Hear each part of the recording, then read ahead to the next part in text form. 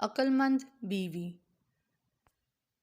دوپہر اور چلچلاتی دھوپ، گرمی شباب پر تھی۔ ایک بڑھیا لاٹھی کے سہارے چلتی ہوئی آئی اور ایک بزاز کی دکان پر بیٹھ گئی۔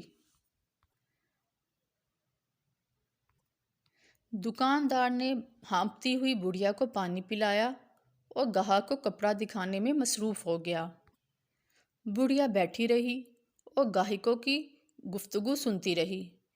گاہک چلے گئے تو بزاز نے اپنے نوعمر ملازم سے کہا کہ یہ لو برقع، گھر میں دے دینا اور کہنا کہ فلاں صندوق میں کپڑے کا ایک تھان رکھا ہوا ہے، وہ نکال کر دے دیں، گاہک کو دینا ہے۔ ملازم نے برقع لیا اور دکان سے نیچے اترا۔ بڑھیا بھی اٹھی اور چل دی۔ اب ملازم آگے آگے اور بڑھیا پیچھے پیچھے چل رہی تھی۔ جوں ہی دکان سے ذرا دور ہوئی، اس نے ملازم کو آواز دے کر ٹھہرایا اور باتوں باتوں میں بزاز کا گھر دریافت کر لیا۔ اچانک بڑھیا کو کچھ یاد آیا۔ ملازم سے بولی، میرے اچھے بیٹے، میں تمہاری دکان پر اپنی نقدی کی پوٹلی بھول آئی ہوں، ذرا دوڑ کر جاؤ اور لے آؤ، ایسا نہ ہو کہ کوئی اور لے جائے۔ یہ برقع مجھے دو اور جلدی آنا، میں یہیں کھڑی انتظار کرتی ہوں۔ ملازم بڑھیا کی باتوں میں ایسا آیا کہ اس نے برقع بڑھیا کو دیا اور دکان کی طرف چل دیا۔ بڑھیا نے موقع غنیمت سمجھا اور جلدی جلدی قدم اٹھاتی ہوئی بزاز کے گھر آ پہنچی۔ دروازہ کھٹکھٹایا۔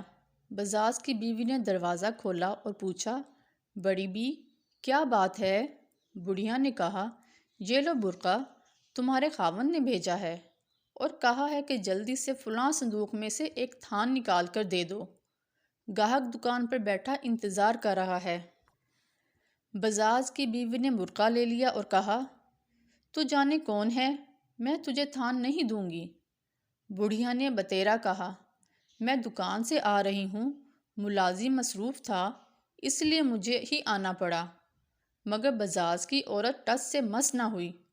آخر بڑھیا نے کہا، تھان نہیں دیتی ہو تو برقع ہی دے دو، میں دکان پر دے دوں گی۔